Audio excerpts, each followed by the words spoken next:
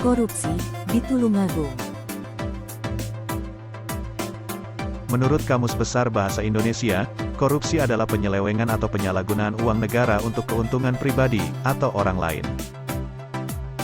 Dalam arti yang luas, korupsi adalah penyalahgunaan jabatan resmi untuk keuntungan pribadi.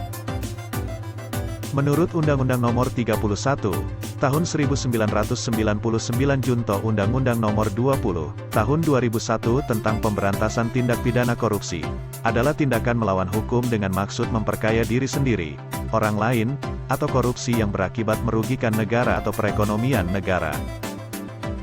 Dalam Undang-Undang Nomor 31, Tahun 1999 Junto Undang-Undang Nomor 20, Tahun 2001, tindak pidana korupsi dijelaskan dalam 13 pasal. Yang termasuk dalam 7 kelompok pidana korupsi yaitu 1. Merugikan keuangan negara. 2. Suap menyuap. 3. Penggelapan dalam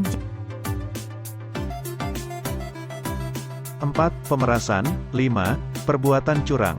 6. Benturan kepentingan dalam pengadaan. 7. Gratifikasi. Faktor penyebab korupsi bisa bermacam-macam, ada yang berasal dari internal dan ada juga yang berasal dari lingkup eksternal. Faktor internal, 1. Sifat tamak atau rakus manusia. 2. Moral yang kurang kuat. 3. Gaya hidup yang konsumtif. 4. Faktor eksternal, 1. Aspek organisasi. 2. Aspek politik. 3. Aspek hukum. Salah satu kasus terjadinya korupsi yang sempat viral di Kota Tulungagung pada tahun 2018. Komisi Pemberantasan Korupsi menetapkan 3 wakil ketua DPRD Kabupaten Tulungagung sebagai tersangka dugaan suap ketok palu APBD dan APBDP Kabupaten Tulungagung.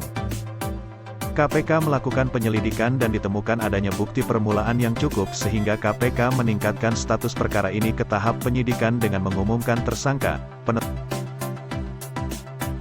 Tim penyidik KPK menahan Adip Makarim selama 20 hari ke depan hingga tanggal 22 Agustus di Rutan KPK Gedung Merah Putih.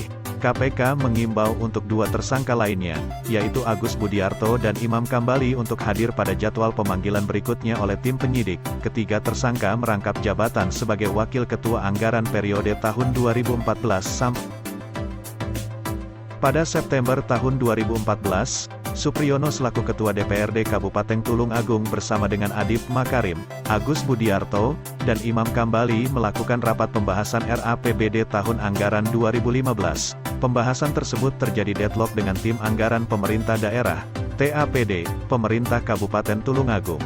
Akibat deadlock tersebut, Supriyono bersama Adip Makarim, Agus Budiarto, dan Imam Kambali kemudian melakukan pertemuan dengan perwakilan TAPD. Dalam pertemuan tersebut, keempatnya diduga berinisiatif untuk meminta sejumlah uang agar proses pengesahan RAPBD Tulungagung 2015 menjadi APBD dapat segera disahkan dengan istilah uang ketok palu.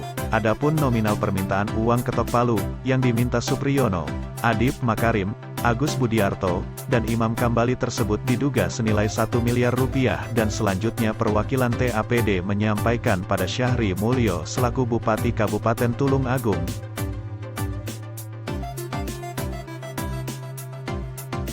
Selain uang ketok palu, diduga ada permintaan tambahan uang lain sebagai jatah anggaran yang nilai nominalnya disesuaikan dengan jabatan para anggota DPRD. Penyerahan uang diduga dilakukan secara tunai di kantor DPRD Kabupaten Tulungagung selama tahun 2014 sampai 2018. Diduga ada beberapa kegiatan yang diminta oleh Imam Kambali sebagai perwakilan Supriyono, Adip Makarim, dan Agus Budiarto untuk dilakukan pemberian uang dari Syahri Mulyo, diantaranya pada saat pengesahan penyusunan APBD murni maupun penyusunan perubahan APBD. Para tersangka masing-masing diduga menerima uang ketok palu sejumlah sekitar 230 juta rupiah. Atas perbuatannya, para tersangka disangkakan melanggar pasal 12 huruf A atau huruf B atau pasal 11 Undang-Undang Nomor 31, Tahun 1999, sebagaimana telah diubah dengan Undang-Undang Nomor 20, Tahun 2001 tentang perubahan atas Undang-Undang Nomor 31, Tahun 1999 tentang pemberantasan tindak pidana korupsi junto Pasal 55 Ayat 1 Pertama Kitab Undang-Undang Hukum Pidana. Berikut upaya detektif dalam mencegah korupsi. 1.